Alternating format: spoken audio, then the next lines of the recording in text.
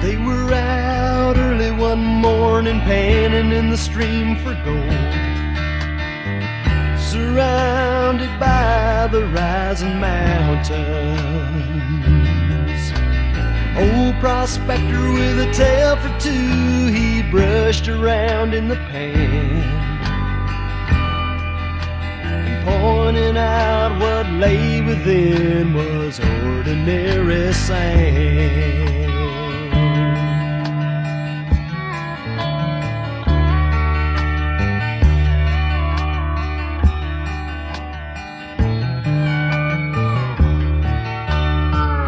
He began with a story about 20 years before, and a younger man who sought his fortune.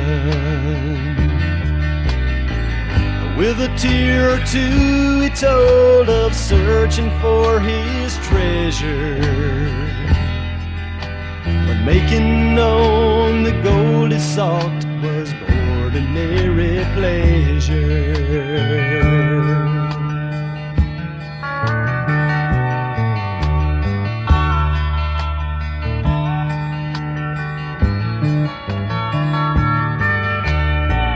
There were years of doing without, and there were years of plenty. He started thinking that life was never steady, excepting when the bills came in and he had no money to pay. Whiskey had never tasted better ordinarily.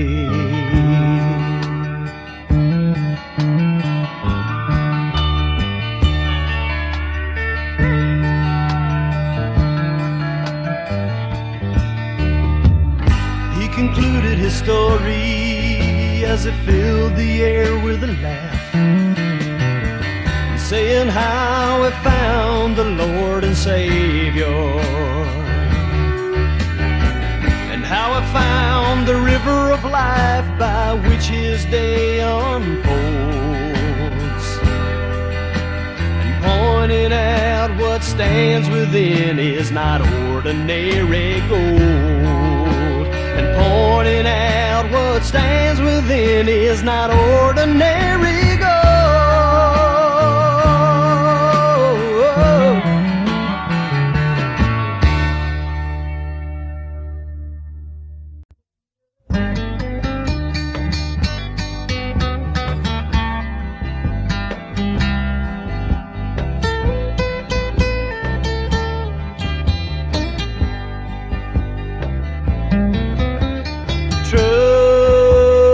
Trust in God, believe upon His promises.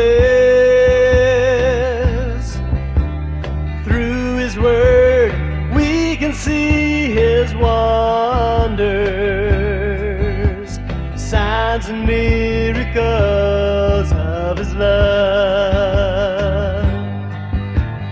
We can return His love with devotion, standing on His word before all men. We are His beloved and His chosen, walking in this life renewed with peace. Trust in God, believe upon His promises.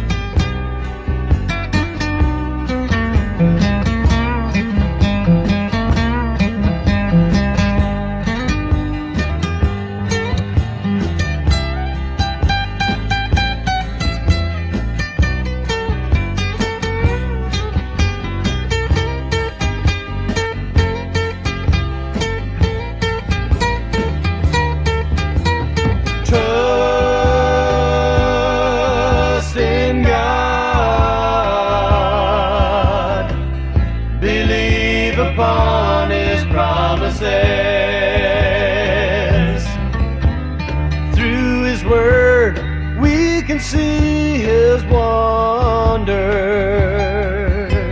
signs and miracles of His love.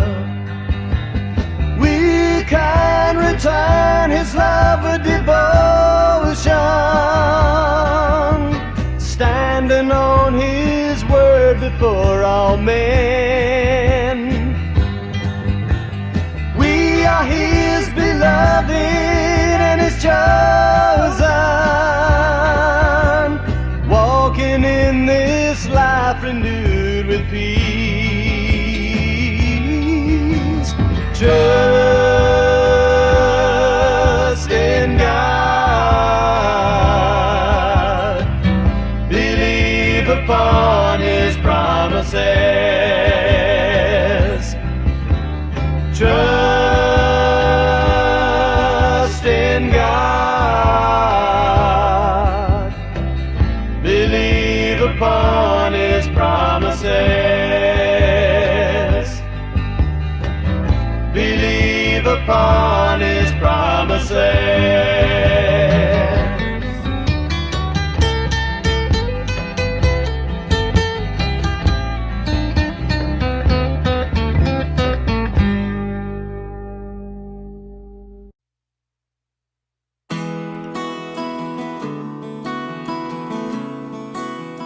Hello, I'm Mark Wallace. This is True North Studio, and today the title is Perfect Words for Imperfect Times. The world had gone mad since the death and resurrection of Jesus Christ, and the new Christians were paying the price. Times were hard, but times were deadly if you made waves. And waves were made. Doors were kicked down. The entire screaming households of believers were being dragged out into the streets, all because of a difference in beliefs. Plus, all this drama between the Judeans and the new Christians was beginning to stir up the Romans again, and the Romans were a deadly bunch. The Judean religious leaders even went as far as hiring mercenaries to hunt down and shut down the new Christians. Think Saul of Tarsus and others like him. Many of the new believers were jailed, livelihoods were ruined, the more aggressive Christians were slaughtered, anything to get them to shut up. During those years, Peter was imprisoned, and another of the 12 apostles was executed by a Roman sword, Acts 12. It was very dangerous to be a Christian, not to mention the great famine that ravaged the Roman Empire at that time. This included Israel. Most of us have never experienced an extended famine. For us, it would be like all the shelves staying empty at every single grocery store in town for months on end. People would begin to starve, steal, and turn on each other. It was a little worse than running short on toilet paper and hand sanitizer during our pandemic. Well, Acts 11:27, and in these days, that's about 41 AD, came prophets from Jerusalem unto Antioch, and there stood up one of them against named Agabus, and signified by the Spirit that there should be a great dearth or famine throughout all the world, which came to pass in the days of Claudius Caesar. Back then, natural disasters like drought and famine were thought to be caused by God's displeasure with certain people and not because of natural causes. Everyone pointed their fingers at the Christians. People without money or political connections were starving, broke, and desperate. This included the new Christians. Now here's one more thing that happened back then. The believers had been fully expecting Christ to come back any day now for over 10 years and counting. And they were losing that hope. This too affected their faith. Many of the early Christians began to slowly meld back into the world, go back to their old lifestyles, but they kept hanging out with the believers. These world-weary believers began to bring their old habits into the fellowship. This became a problem. All this drama caused fear, and fearful people do desperate things to stay alive. Now for the first time, the believers were beginning to attack each other. Christianity needed help and needed it fast. Enter James and Jude. During these troubling times is when the first two letters, the first two epistles inspired by God, were written by James and Jude. These dealt specifically with how to thrive during the most dangerous and disturbing of times. You've heard many times many of James's verses, but probably none of Jude's. We've all experienced what Jude warns us about, and it's not pretty. As you know, when people are desperate, they can do some awful things to get what they want, and awful things were done. Paul mentioned some of these deadly after effects in 1 Corinthians 11 and 2 Timothy. Like those early Christians, we too suffer the aftershocks of war, riots, hate, separation, depression, fear, PTSD, sickness, and natural disasters. We too feel the pain of an overreaching government, financial worries, and prideful religious leaders. People are on edge, and that's just in my neighborhood. But no matter how badly people treat us, no matter how corrupt our society has become, no matter who tries to mess with our beliefs and our family, we can handle it. And we can handle it today because James and Jude wrote the perfect words for an imperfect time.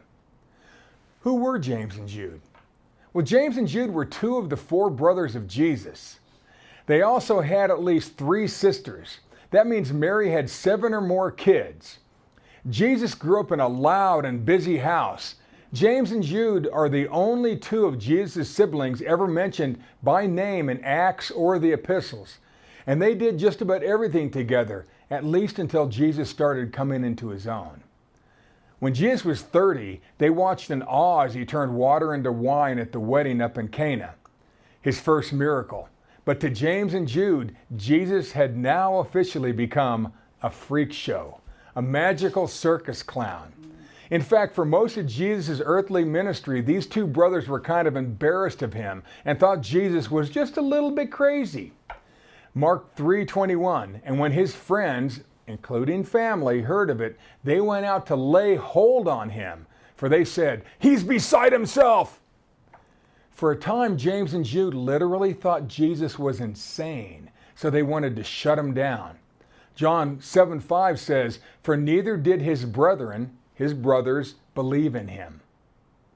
We all come from unique families, but can you imagine being raised with the Christ? Imagine mom always bragging about your older brother, Jesus this and Jesus that, and Mary with hands on hip telling James and Jude, "Why can't you 2 be more like Jesus?" Being compared to Jesus was exhausting. Needless to say, James and Jude were not chosen by Jesus to be 2 of his original 12 apostles, but they knew the guys who were. James and Jude were not there when Jesus walked on the water, not there when he raised the dead, not there when he healed many of the sick, nor were they there when he miraculously fed thousands of people. But they sure heard about it. The guy was a freak. They were ashamed of Jesus. But after the resurrection and ascension and the amazing events of the day of Pentecost, something changed in them. They finally understood what Jesus had really been talking about. They both believed God raised him from the dead. They both made him Lord. They both spoke in tongues like all the other Christians were doing.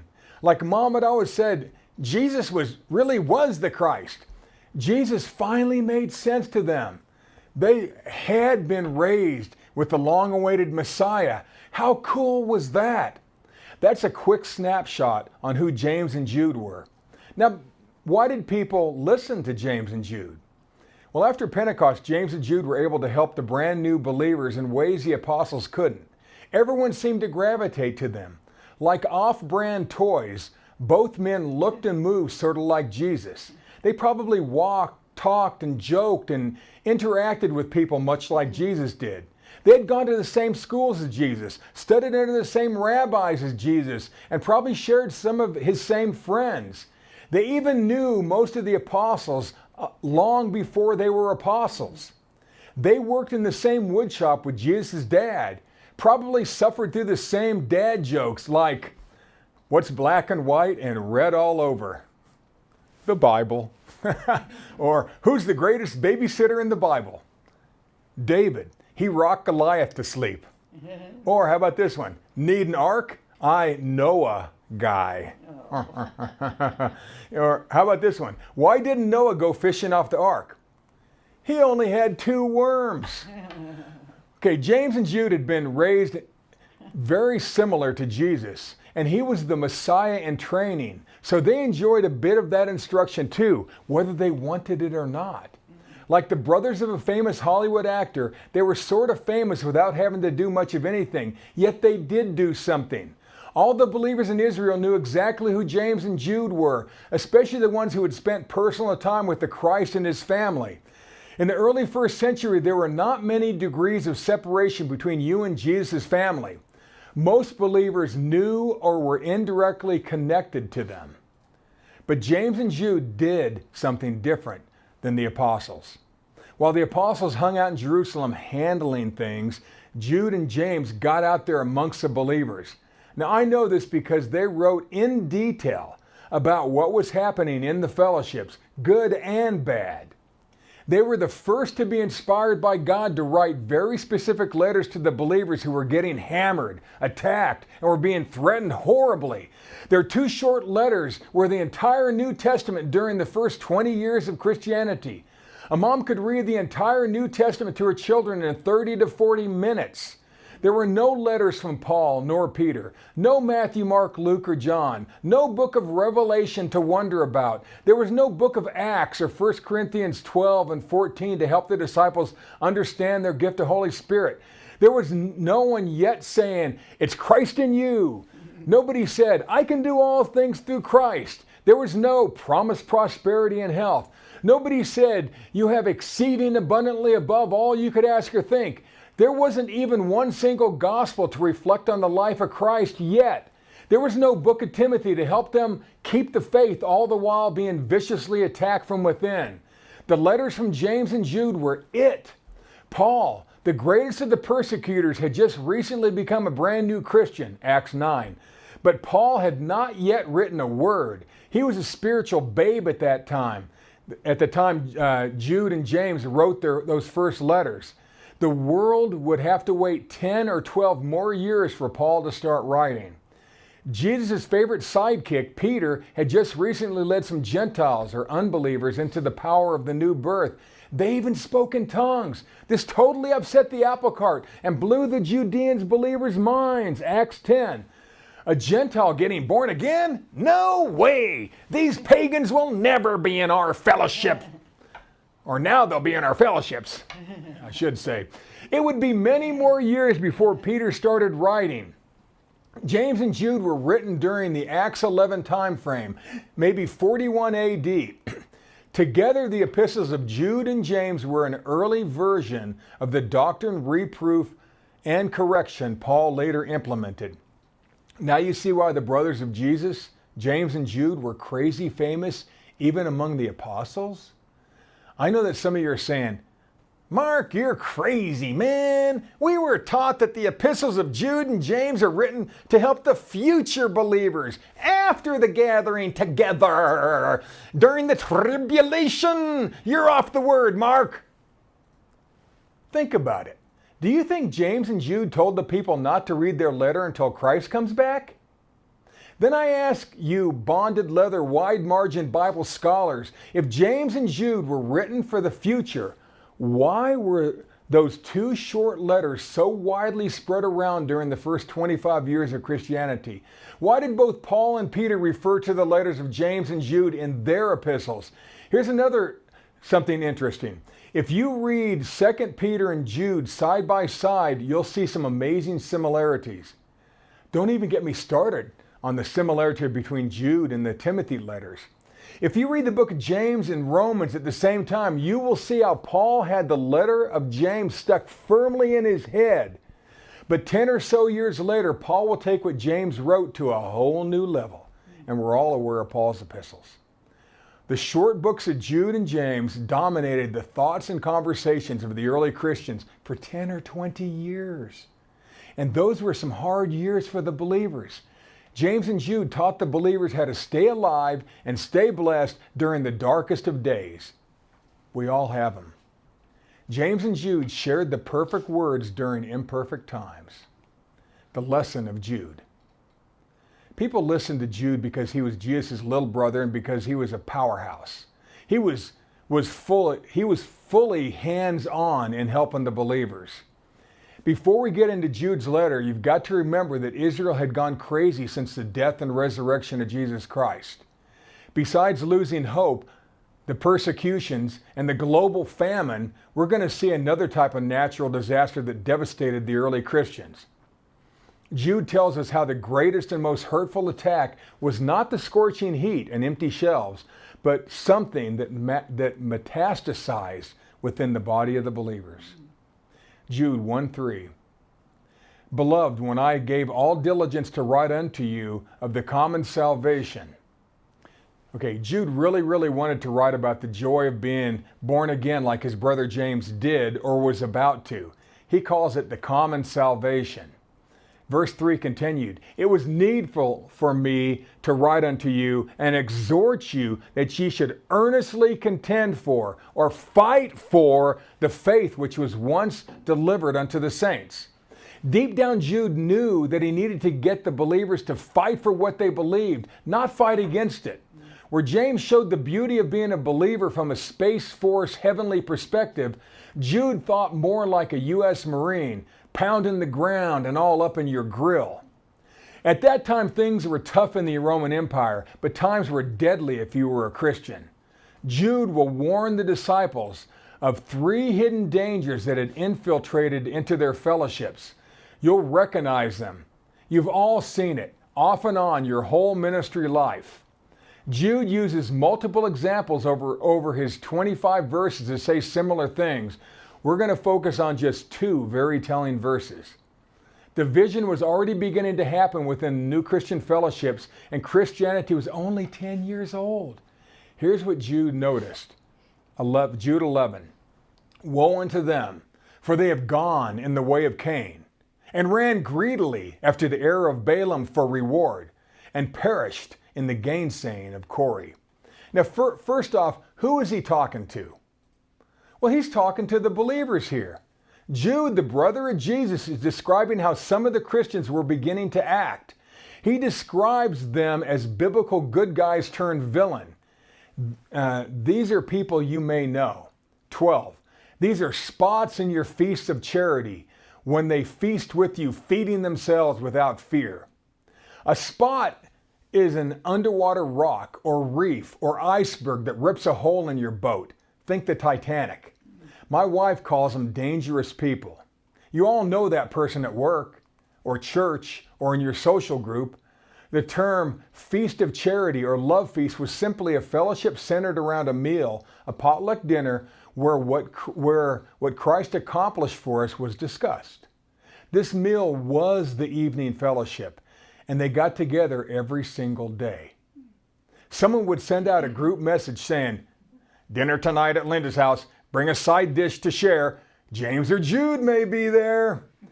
The home fellowship, the love feast, was supposed to be a safe and healing space. The believers would eat a shared meal, talk about how God blessed them that day, discuss what Christ had accomplished for them, and remind each other that He's coming back. Side note, today we don't dine with other believers all that often. We eat with our own families, or we eat alone in front of the TV. The only mention of Jesus Christ at our meals today is in the closing line of our prayer. The early Christians did their evening meal together, and they openly talked about the Christ. Now back to that word spot from verse 12. Jude's reference to that hidden reef that rips out the hull of our boat is warning us about some people we eat and fellowship with. That person looks good on the surface, but there's danger underneath. Remember, people were scared and desperate people can be scary. They were in the middle of a famine when Jude was written, so for some of the believers, these meals may have been all the food they got that day. People get weird about food. Also remember that Christians were being hunted down by the religious elite and by the Romans. The home fellowship centered around the meal became a sanctuary. But people were still on edge, and the more desperate things got, the stingier people became. So why did Jude bring up Cain, Balaam, and Corey? Why did he liken those 3 nice, nasty hombres to some of the people we fellowship with? Well, first ask yourself, who was Cain? What was the big deal about Balaam? And who even was Corey? And why should it matter? This information may surprise you, but it could save your life or marriage or fellowship. The way of Cain, jealousy. Jude 11. Woe unto them, for they've gone in the way or down the path of Cain. We all know that Cain was the first child born to Adam and Eve. He received all their love and attention. They taught him right from wrong. Eve may even have thought Cain was the promised Messiah, and she was going to teach him how to avoid the mistakes she had made that got them kicked out of paradise. Well, they raised Cain to love and acknowledge God. He learned how to easily communicate with God. Cain was a great young man until he wasn't. Eve then had a second son, Abel. This kid was really, really good. Cain wasn't so happy about how well his younger brother was doing and all the attention he was getting. He didn't like it. Cain became especially jealous of how much his younger brother Abel loved God and manifested godly power. He also hated how God openly blessed the kid. It drove Cain crazy. Now, this example probably hit a bit close to home for Jude because of how he mistreated his brother Jesus during his earthly ministry. Cain's growing jealousy, his mockery, his disdain for Abel was a process. It took time. Cain used subtle, hidden words to break Abel down, to get him to drop his guard, get him to mess up just a little. And here's what we need to understand. To go the way of Cain, to go down the same path that Cain did, takes time. It doesn't necessarily mean to get born of the seed of the serpent, commit the unforgivable sin and become a murdering devil worshiper like some of you have been taught. It can't. To slowly become or to even act a little like seed of the serpent is a lengthy manipulative process. Plus, we all know that it's not even available for a born-again believer anyway, because we have incorruptible seed. 1 Peter 1:23, being born again not of corruptible seed, but of incorruptible. So why is this Cain reference in here? Because going the way of Cain or going down the same path as Cain starts off with being jealous when someone believes God for abundance or for health better than you do. It's being envious of someone manifesting more godly power than you do. So you say things to hurt them, to turn them, to lessen them. You secretly want them to fail, to not minister healing to that person because they may outshine you. Example, I remember getting reproved on a national ministry leadership conference call during a very difficult and scandalous time for that group. This was also during a deep economic downturn in society. Josephine and I were told, we were scolded to stop talking about how much God was blessing us and stop talking about how the believers around us were prospering and seeing signs, miracles, and wonders. The ministry president and much of the top leadership tried to silence us. They actually told us publicly that the believers' success in Cleveland made the other leaders feel bad, so shut up. I just shook my head. I couldn't believe it. It felt like a gut punch. The way of Cain begins with envy, jealousy, and resentment, the spiritual haves and have-nots. There are a lot of have-nots during a famine or an economic slowdown. Abel let down his guard in front of his brother and it cost him his life.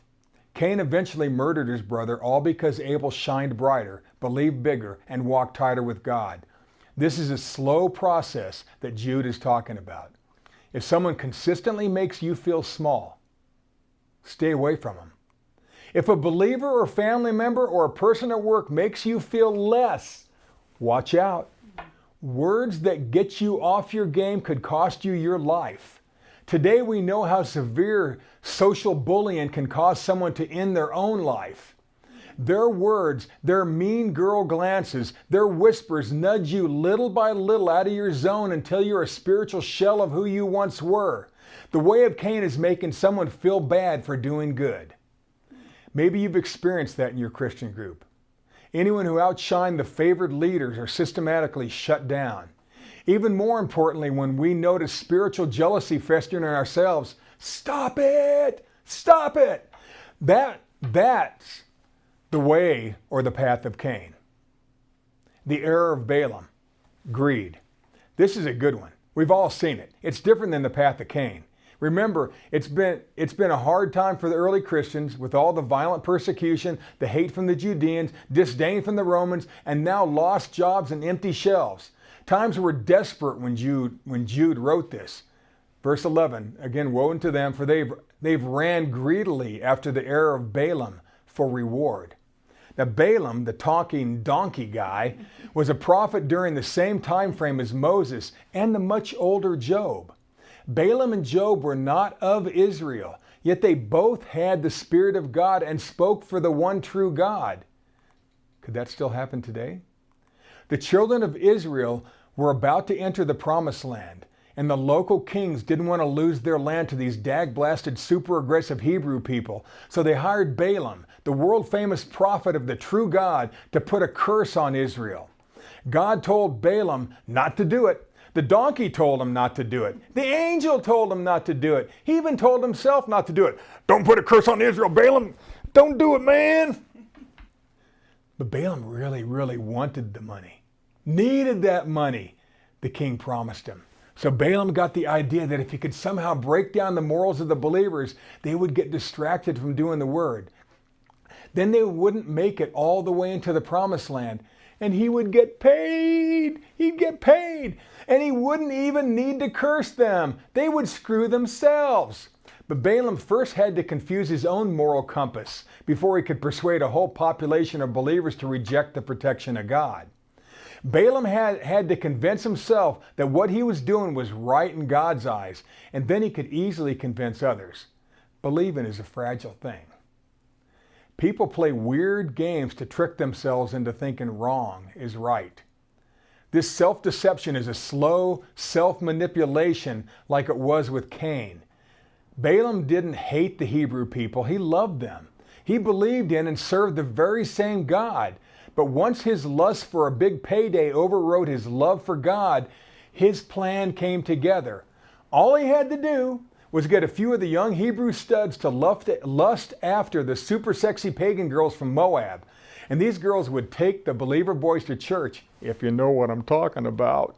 The only thing the young Hebrew guys had to do was put up with a few babies being sacrificed, kids being abused, worship a few other gods, and then they got to have sex with girls who were well trained in the fine art of ritual prostitution. These young Hebrew men were panting like dogs. Once a few of the boys did the deed with these hot girls, it spread through the camps of Israel like a pornographic wildfire, like a Playboy magazine at a Boy Scout camp. All the young men wanted some action. Balaam, rubbing his greedy little hands together, had cartoon dollar signs in his eyes. He convinced himself it was okay. After all, doesn't the end justify the means? It took a plague and the death of many Hebrew leaders and eventually war before the problem that Balaam started was stopped. Many young men lost their lives. Isn't it true that during times of famine or financial lack, we start looking a bit closer at what others have? Sometimes even believers switch off their moral compasses. Balaam wasn't jealous of the Hebrew people's connection with God like Cain was. He himself had the Spirit of God and was pretty darn good at using it. The error of Balaam was greed. Greed. He slowly became a prophet for hire. We see them in many of today's churches. Balaam was willing to bend his morals, manipulate the ethics of others, and even inadvertently get people killed, all with the hope of getting paid. He told himself in his mind it was okay to twist the truth just a little bit because God knows we're supposed to prosper, aren't we? Didn't God say we should prosper? What motivates you when the financial pressure is on? What lengths are you willing to go to get paid? Our decision to pimp ourselves out for money or stuff is usually driven by some fear that God won't supply our need. Think the downfall of Eve and the unsuccessful temptations of Christ. The once mighty man of God, Balaam, sold himself out and sold out the believers for money. It happens all the time in churches. Leaders manipulate people to give more and more and more. Balaam broke down God's people's believing through illicit sex, but there are other ways. It happens every day in churches. Maybe you saw a ministry near you blow up because of a leader with loosening morals. 2 Timothy 3:6. Sex and money are big manipulators. Someone even worse than that ousted leader usually sweeps in and grabs power. The error of Balaam is any greed at the expense of others. The end justifies the means. The error of Balaam is Jude's second warning. To perish in the gainsaying of Corey, backbiting. The way of Cain was spiritual jealousy so deep that if you let it run its course, you're eventually willing to kill for it. The error of Balaam was greed so deep you'll trade your morals and your reputation for it, even if it hurts the believers. This third one is a bit different. It's a power grab. It'll take backbiting, manipulation, and bullying to a whole new level. If you went to middle school or keep an eye on politics, you've all seen this. 11 again. Woe unto them, for they have perished in the gainsaying of Corey. Corey, or Korah, as the Old Testament calls him in Numbers 16, was a Levite, a specially chosen servant to help Moses lead the children of Israel. Levites were the musicians, the teachers, and priests. They ran the day-to-day. Even more interesting, Corey was the first cousin of Moses, Aaron, and their sister Miriam. Corey was family. He was family. But Corey didn't want to be on the setup crew or sit at the kids' table. He felt he could do more than be an ordinary Levite. He wanted what Moses had. He secretly wanted to be the top dog of Israel. He had witnessed the miracle of Moses splitting the Red Sea. He saw how manna appeared every morning to feed millions. He also saw how people loved and respected Moses and Aaron. He wanted it. He needed it. Moses had only recently received the 10 Commandments, and he was in the process of writing down laws for the children of Israel to live by. Moses was even said to know God face to face, Exodus 33:11. Corey wanted to be what Moses was. So Corey started talking, quietly at first, trying to turn people away from Moses and over to him. Today, he would begin his rant by trolling on Facebook, or be like that girl at work who whispers behind your back, or worse, a politician. Corey eventually turned 250 top Hebrew leaders against Moses by incrementally getting them to second guess the word of God that Moses spoke. He ended up getting thousands of people killed. The backbiting of Corey was how Jude saw the believers tearing the fellowships apart from the inside. It was bad enough that the early Christians were being persecuted and hunted down by the Romans and the Judean religious leaders. Now they were hunting each other down. The gainsaying of Corey is simply turning people against the natural leader because they shine a bit brighter or believe a little bit bigger. That is the background of Jude's short letter. Everyone understood his reference. Now, a quick recap of Jude. Jude is telling us to be deeply involved but stay fully aware because we all have blind spots. Jude is watching your six. He's got your back. Jude points out the hidden behaviors that will rip the fellowship apart. He teaches us that the attack always begins subtly and is always rooted in the spiritual. People's words either heal us or they will tear a hole in our hearts and sink us. Cain was jealous of his younger brother's tight spiritual connections with God, so he slowly broke down his believing, eventually murdering him. For us, this may manifest as being jealous of someone for having more followers, or teaching better than us, or someone prospering to a greater degree. Maybe it's being a bit envious of someone who has a spiritual long suit in signs, miracles, and wonders. Balaam's greed got him to trade his spirituality for money, no matter who got hurt. For us, this may be as simple as using someone for personal gain, however innocent we tell ourselves it is. Corey thought that by backbiting and turning people against the true spiritual leader, that he would then have the power. For us, this is talking someone down behind their back, thinking it will make us look better. Jude was not being a drama queen. These three types of behaviors always show up in the periphery of our lives when our guard is down. Jude is telling us to be supremely aware of envy, greed, and backbiting in both us and in others because they will sink you. That's the lesson of Jude. Now the lesson of James. Who was James? Well, like Jude, James was also a brother of Jesus, raised by the same parents. Eventually, he grew to be the central leader of the early Christians. James rose naturally to the top. No games, no greed, no backbiting. Peter deferred to him. Paul and Barnabas sought his counsel. James was the man. There was nobody on earth like James. Where Jude warns us, James warms us. Where Jude was in your face, James was in your heart. Both are necessary. The spotlight of James's letter is not on the evil that surrounds us, but rather on how we each need to take God personally, how you and I can enjoy our faith, utilize our gift of Holy Spirit, and help others. Where Jude is hard-nosed reproof, James is 2,300 words of pure, sweet doctrine with a side dish of correction. James's letter was circulated with Jude's during the great persecution and the great famine of Acts 11. The theme verse of James is James 1:22, but be ye doers of the word and not hearers only, deceiving your own selves. James wants us to ask ourselves, do my actions reflect my faith? Am I a doer of the word or just a hearer? Am I all talk or am I action? James teaches us that we should believe, that what we believe should be easy for others to see. In 10 years or so, Paul will term it fruit of the Spirit. James practiced what he preached. Now, he must have been beautiful to see in action. Just beautiful. The words of James are so simple, they explain themselves. You all have heard many of them. Watch this.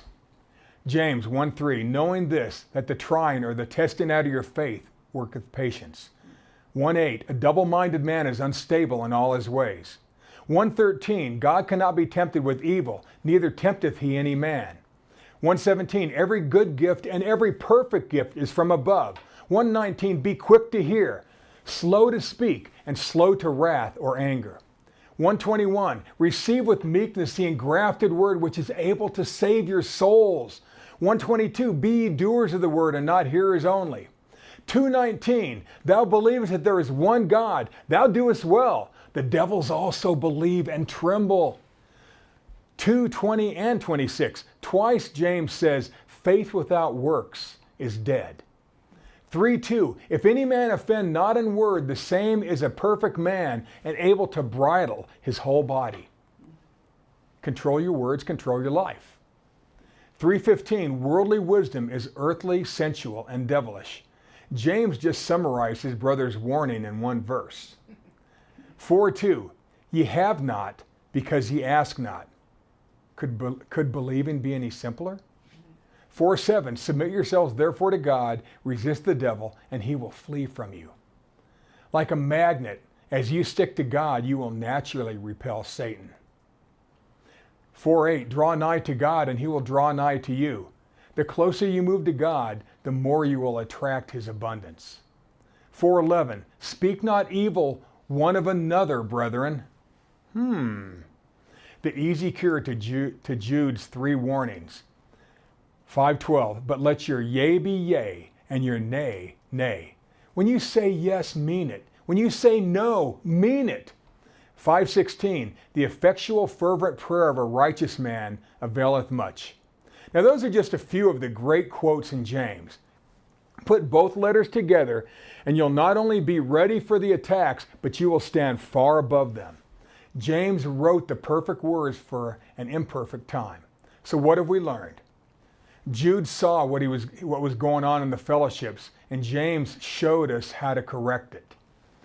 Jude's blunt letter described men at their worst and God at his best. James eloquently teaches us how to be our absolute best, how to let our light shine.